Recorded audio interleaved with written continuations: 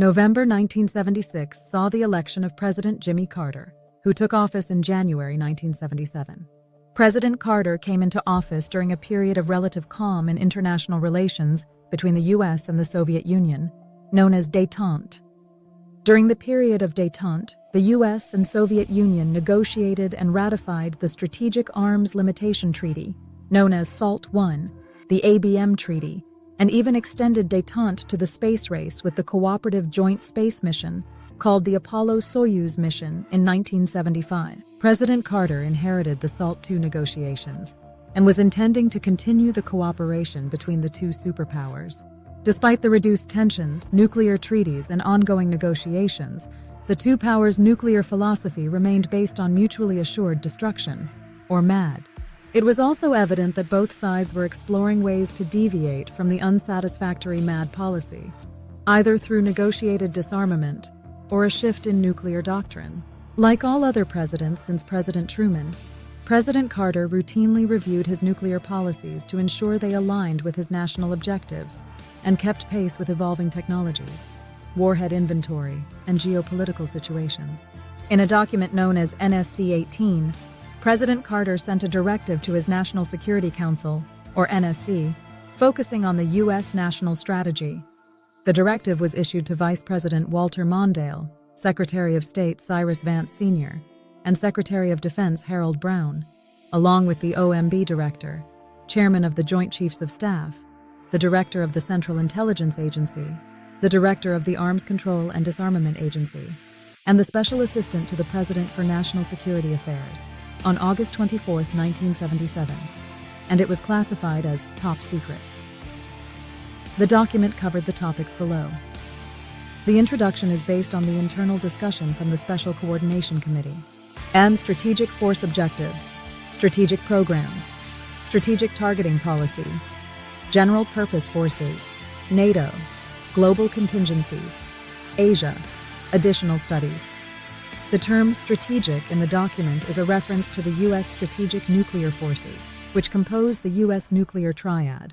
The strategic force objectives are for the U.S. to maintain its current strength and stay relative to the Soviet Union, to deter an attack against itself or its allies, as well as deter the escalation of non-nuclear escalation, mainly in NATO and Asia. The directive, released in August 1977, established the U.S. position under a new president who had been in office for 7 months. President Carter stated that he wanted to maintain an equivalency force relative to the Soviet Union, which supported the MAD doctrine. However, the Strategic Targeting Policy section of the directive marked a seismic change to this decades-long policy. Only 3 sentences make up the Strategic Targeting Policy section. Yet these sentences fundamentally alter U.S. strategic nuclear policy. Despite détente, there were indications that superpower tensions were on the rise, and that U.S. intelligence was concerned with nuclear developments in the Soviet Union. This section requested a review and update of U.S. nuclear targeting plans if deterrence failed and a nuclear conflict begins. The review was to deliver its results in November 1977, with the instructions to provide options for a limited retaliatory response designed to control the escalation and flexibly respond to aggression. The MAD doctrine was to threaten a nuclear spasm that would occur when nuclear deterrence fails.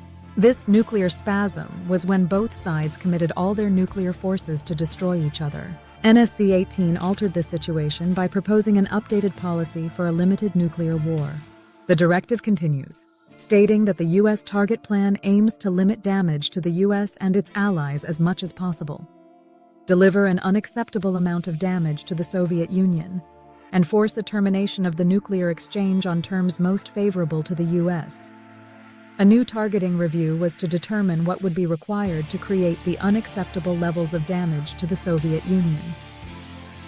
This doctrine did not necessarily change the U.S. stated position of no first use of nuclear weapons, but does state a goal to flexibly respond to aggression. This directive stated that, while it did not change the public position, the review should take into account the possibility of a U.S. first strike. The section continues by stating that U.S. targeting plans should maintain a secure reserve force for potential use after a major nuclear exchange. This implies the availability of a second strike by the U.S., one that would be sufficiently powerful to incentivize the Soviet Union to seek a cessation of hostilities in favor of the U.S. This section indicates that the U.S. was adopting a winnable nuclear war, creating a variant of the counterforce doctrine that specifically targeted war-making infrastructure.